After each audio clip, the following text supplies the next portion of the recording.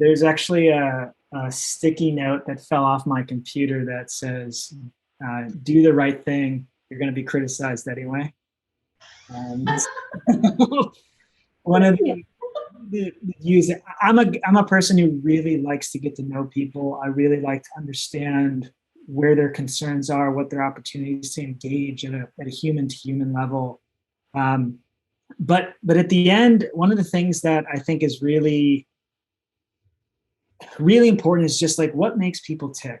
And the things that I learned, I'll say very painfully at times, especially over the last year, has been communication is paramount. Um, if you're tired of speaking it, if you're tired of communicating it, your people are probably starting to hear it. And you might be, and I'm a guy who likes to make a decision and go, but you've got kind of the group, you've got the inertia of the group, and you have to bring them along. It doesn't mean you need to, have a consensus. I don't believe in consensus. I believe in discussion and then single points of decision making and empowerment. But you've got to kind of listen to feedback. Feedback will come in, you understand, and feedback helps you craft the story about the direction that you're going. Right? It's like if everybody's telling you it's the wrong idea. So when to give you an example, when we made the shift to putting everything on the pod, my whole team was telling me, this is a bad idea. It's never going to work. And I said, okay, let's let the math prove it. And by the end, it was like, okay, this is the only way that we can see it working now.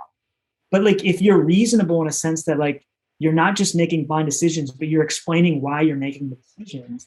And sometimes that still won't be enough for people. But if you're sticking to kind of your guns, you're working through, you're communicating, you're getting the feedback, you're adjusting, because inside of feedback is people's fears. It's their concerns. It's their hopes. It's their dreams. It's all of those things that they want.